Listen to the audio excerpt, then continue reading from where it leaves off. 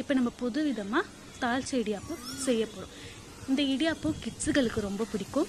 நீங்கள் தேவைப்பட்டால் vegetables add பண்ணியும் செஞ்சுக்கலாம். வாங்க இப்போ நம்ம கிச்சனுக்குள்ளே போகலாம்.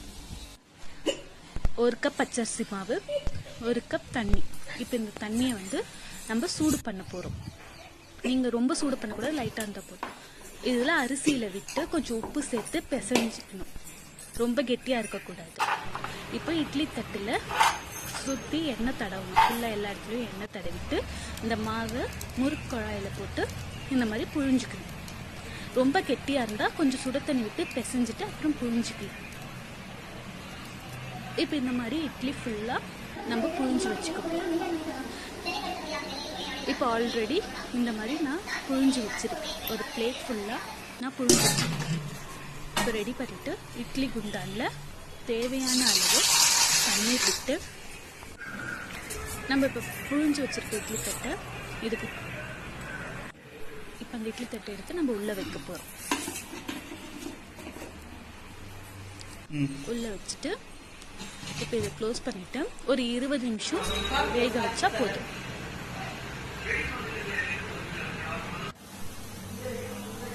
நம்ம 20 நிமிஷம் வேக வைக்க போகிறோம்.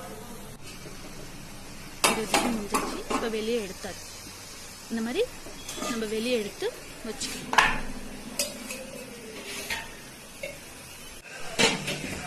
இப்போ இதை நம்ம ஒரு பிளேட்டில் போட்டு ஆற வைக்க போகிறோம்.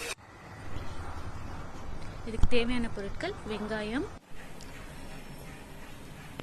கடலைப்பருப்பு, கருவேப்பிலை, கொத்தமல்லி, காய்ந்த மிளகாய்.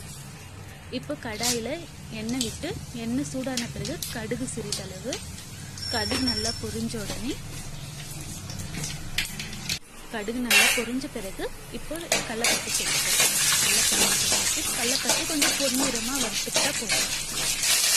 பொன்னிறமாக வறுத்த பிறகு கருவேப்பிலை, காய்ந்த மிளகாய் போட்டு நல்லா வதக்கணும். இது கொஞ்சம் நல்லா வதங்கின பிறகு நம்ம நறுக்கி வச்சிருக்க வெங்காயத்தை இதில் நம்ம சேர்க்க போகிறோம். வெங்காயம் சேர்த்த பிறகு வதங்கிறதுக்காக லைட்டாக உப்பு சேர்த்துட்டு நம்ம ஆல்ரெடி மாவுல உப்பு சேர்த்தாச்சு, லைட்டாக சேர்த்துட்டா போதும். நல்லா வெங்காயம் வதங்கின பிறகு நம்ம ஆற வச்சிருந்த இடியாப்பத்தை உதிர்த்து இதில் நம்ம போட்டுக்கலாம். இடியாப்பம் நல்லா உதிர்த்து போட்டுட்டு ஒரு 5 நிமிஷம் கிளறினா போதும். இது நல்லா லைட்டாக சூடு ஏறினா போதும். சூடான இடியாப்பம் ரெடி. இது கிட்ஸுகளுக்கு ரொம்ப பிடிக்கும். நீங்கள் தேவைப்பட்ட வெஜிடபிள்ஸ் போட்டு செஞ்சுக்கலாம். தேங்க்யூ. இந்த டிஷ் உங்களுக்கு பிடிச்சிருந்தா லைக் பண்ணுங்கள், ஷேர் பண்ணுங்கள்.